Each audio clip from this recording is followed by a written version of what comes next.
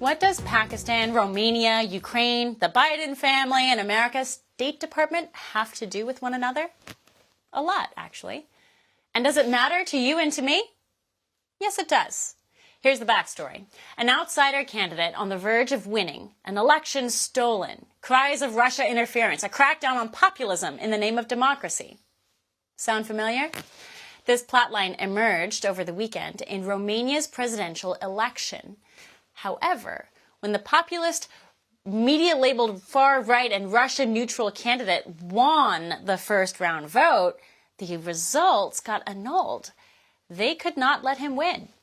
Romania's constitutional court threw away votes in the name of democracy, saying that it was the Russians that tipped the scale in the election.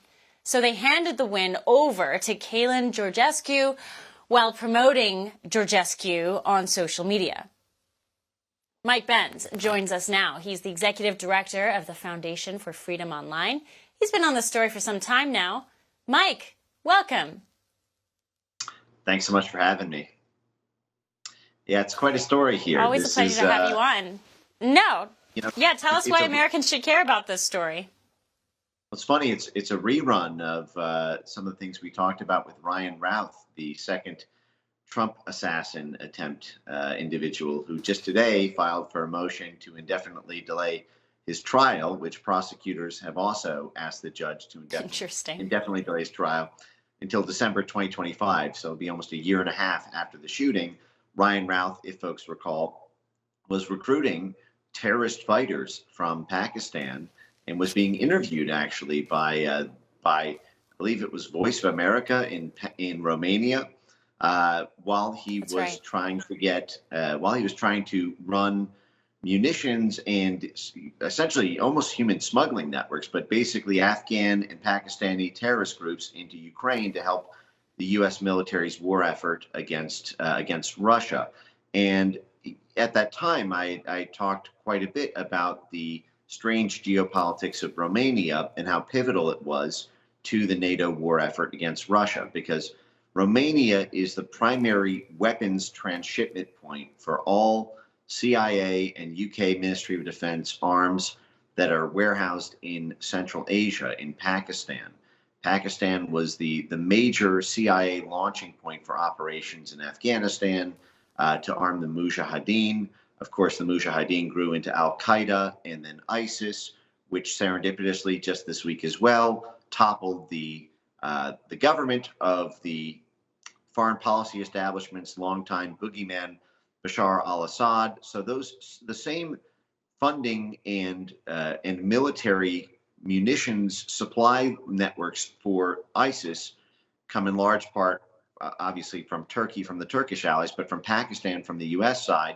And Pakistan has this transshipment point to Romania where arms get smuggled into Ukraine. So if someone were to rise to political power in Romania who is deemed to be pro-Russia or neutral on the Ukraine-Russia war and shut down the supply lines of arms from Romania into Ukraine because they want to be neutral with Russia, that would absolutely devastate NATO's ability to conduct its military war against Russia. In fact, just earlier this year, the United Kingdom established an air bridge between Pakistan and Romania to do exactly that.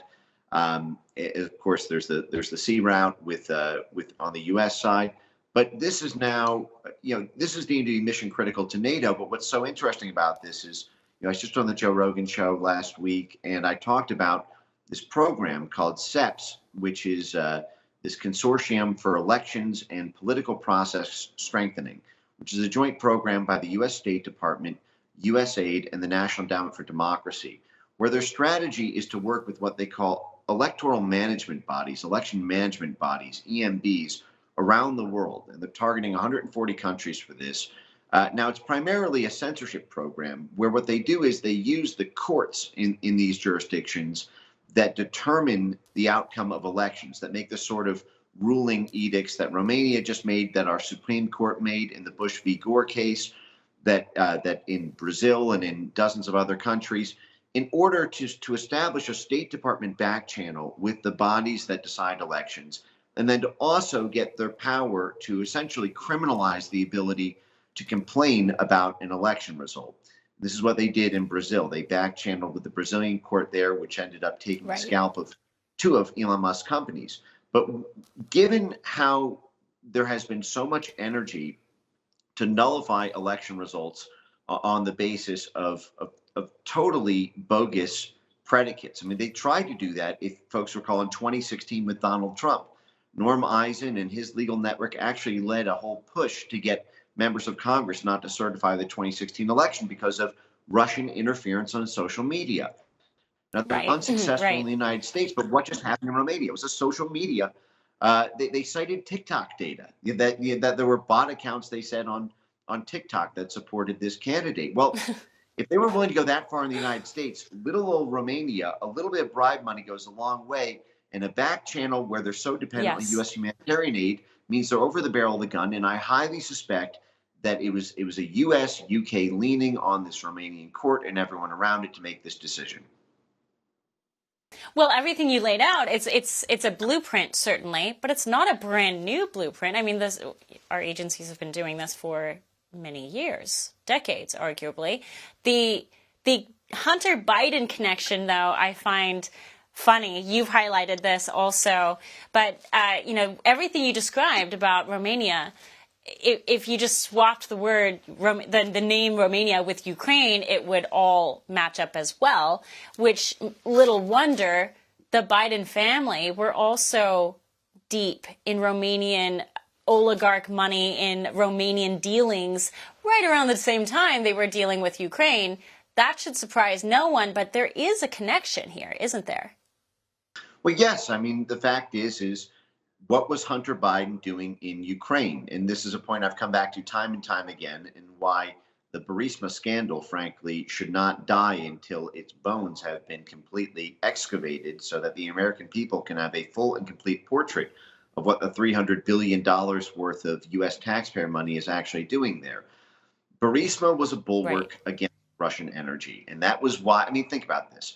U.S. aid was funding Burisma. USAID had a whole memorandum of understanding. USAID is supposed to be humanitarian aid for nonprofit groups. What were they doing funding a for-profit private gas company in Ukraine? How is that humanitarian aid? Well, the answer is USAID is a CIA front, and the CIA assists the State Department in its energy diplomacy work.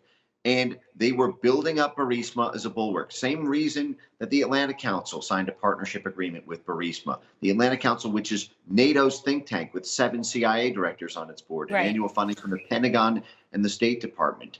The same reason that right next to Hunter Biden on the Burisma board was Cofer Black, who spent 30 years in the CIA and was the guy who got the CIA to basically approve Mitt Romney as the GOP presidential candidate against Barack Obama in 2012. So this Romania-Ukraine connection is very tight because Romania is a fairly lawless zone. And because of that, it is very easy to get black market arms, to smuggle fighters in through Romania, to smuggle weapons in through Romania, and not have it have U.S. fingerprints, allow fast-track visas, allow all sorts of permission slips in an expedited fashion that would normally be a major scandal if they happened in a first world country with rule of law.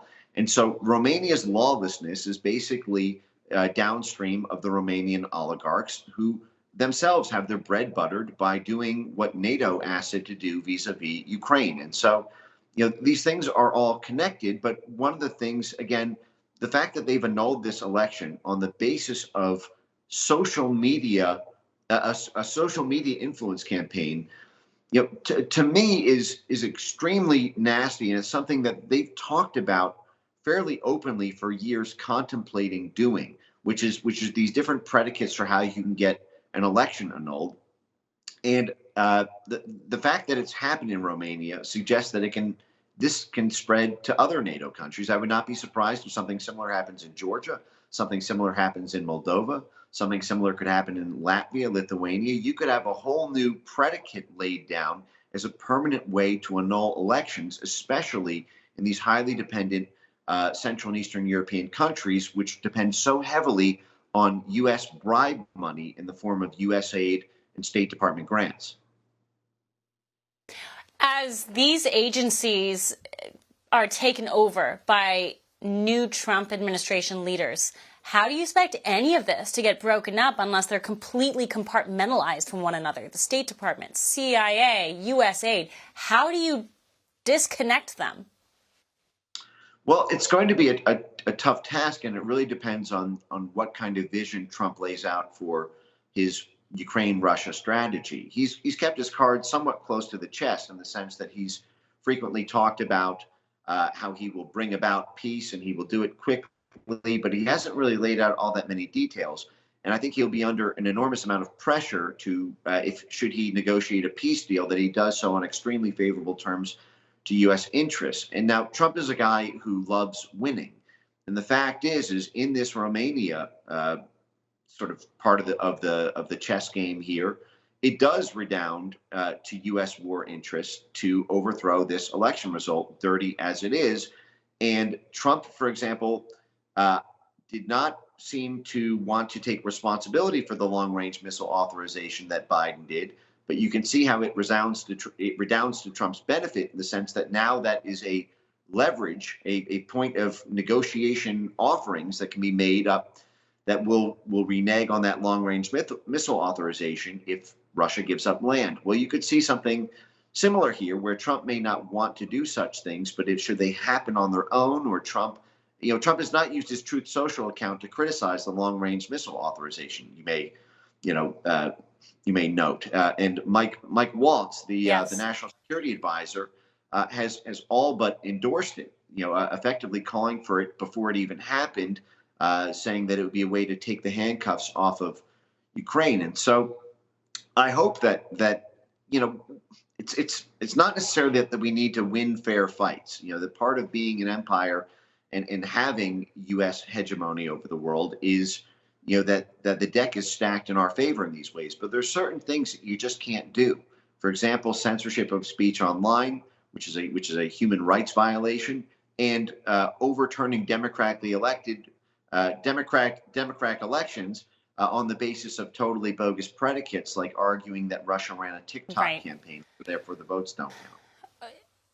Ultimately, why all of this is very concerning is, unlike perhaps earlier in our history, these tactics, these techniques that are utilized on other countries are brought and politicized against Americans. And I think that's where this comes home to a very concerning conversation, a very concerning topic.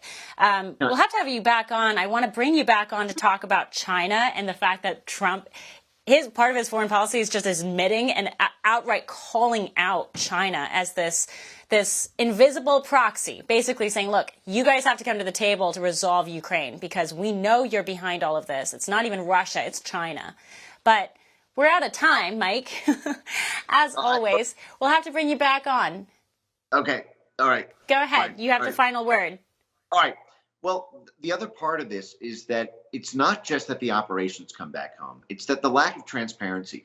For example, if it is indeed true that the U.S. State Department, USAID, and NED leaned on the Romanian court system, leaned on all the power players around that to make that happen, the American people are not going to be able to know about that, because if the American people know that information, the world community will know about it, and therefore it will cause a diplomatic incident, and America's democracy promotion work around the world will be massively undermined. So they need to keep it a secret from us, the people paying for it, so that the people they're targeting never find out. That's exactly right. Mike Benz, always an illuminating discussion. Thank you so much for making the time.